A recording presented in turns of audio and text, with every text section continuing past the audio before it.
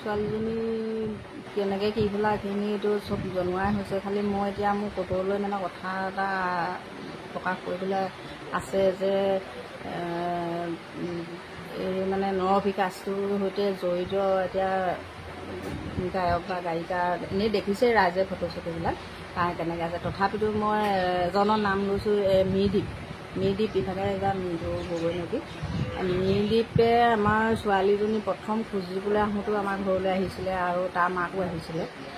তাৰপৰা পিছতো আহিছে, ছোৱালী নিবলৈ আহিছে, কিন্তু মোৰ লগত ইভাগে ফোনত যোগাযোগ নাই। হ'লেওতো মোৰ এইখন ঘৰলৈ আহিছে, মোক মা বুলি সম্বোধন কৰি ইয়াত নিয়ম নীতিখিনিতো আহিছে। তেওঁৰ মাকেই নিয়ম নীতি কৰোঁতে আছে মেলিছে, এনেই ধৰক ঘৰুৱা এটা সম্পৰ্ক। কিন্তু আজিলৈকে কিয় মানৱতাৰ খাতিৰততো মোক মাত এষাৰ লগাব পাৰে। কিন্তু সিদিনা দেখিলোঁ, যিদিনা 3 তাৰিখে আমি গম পাই নামৰূপ থানাত তেওঁক মই দেখিছোঁ, আমি চবেই ঘৰৰ মানুহকেইটা চিনি পাইছোঁ, অথচ আমাক মাত এষাৰ নলগালে। আকৌ আমি গুচি অহাৰ পিছত সেই 3 তাৰিখে ৰাতি সি থানাত আছে, মানে তাক লকাপত ভৰাই থওঁতে ৰাতিও সি আছে বুলি আমি মানে গম পাইছোঁ। বিশেষ যোগেদি গম পালোঁ সি থানাত আছে।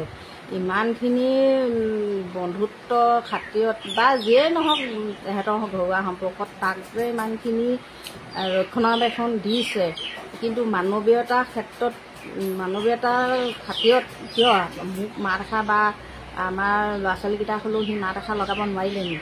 মই এইটো মানে তাৰ ব্যৱহাৰখিনিৰ পৰা ভাবিছোঁ এই মিৰদ্বীপ নামৰ এই গায়ক ল'ৰাটো এই মোৰ ছোৱালীজনী হত্যাকাণ্ডত অকণমান হ'লেও যেন জড়িত আছে মই অনুমান কৰিছোঁ।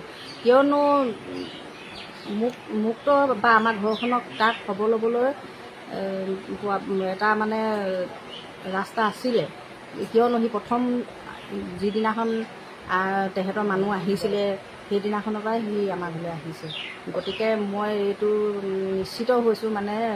আৰু তাৰ প্ৰগ্ৰেমো চাইছেগৈ। সেই কেইদিনমানৰ আগত আমাৰ দুইটাই গৈছিলে দুলীয়াজানত, লাটতে 2 দিন গৈছে। সি এদিন ৰখাইছিলোঁ বুলি কৈছে। আমাৰ ছোৱালীজনীয়ে কৈছে আজিও ৰাতি মোৰ ইয়াতে দুলীয়াজান বিহুতলীত প্ৰগ্ৰেম আছে, নেলাগে যাব বুলিয়ে কৈছিলে বোলে। তথাপিতো আমি আহিলোঁ। আকৌ সেইদিনা গধূলি আকৌ গৈছে তাৰ লগত প্ৰগ্ৰেম চাবলৈ।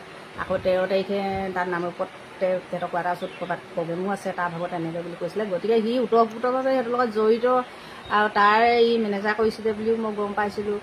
যিয়েই কি নহওক সিহঁতৰ বন্ধুত্ব হওক বা ঘৰুৱা সম্পৰ্ক যিয়েই নহওক, কাৰণ আমাৰ ঘৰলৈ যেতিয়া আহিছিলে সি এইটো ৰিলেশ্যনৰ খাতিৰতে আহিছে। এতিয়া মোৰ ছোৱালীজনী হেৰাই গ'ল, সি অন্ততঃ মানৱীয়তাৰ খাতিৰত মাত এষাৰ লগাব লাগিছিলে। সেইকাৰণে মই ভাবিছোঁ এই মিৰদ্বীপ এই মোৰ ছোৱালীজনীৰ যিটো ঘটনা হৈ গ'ল, হত্যাকাণ্ড হৈ গ'ল, তাত অলপ হ'লেও জড়িত আছে আৰু কথাবিলাক হয়তো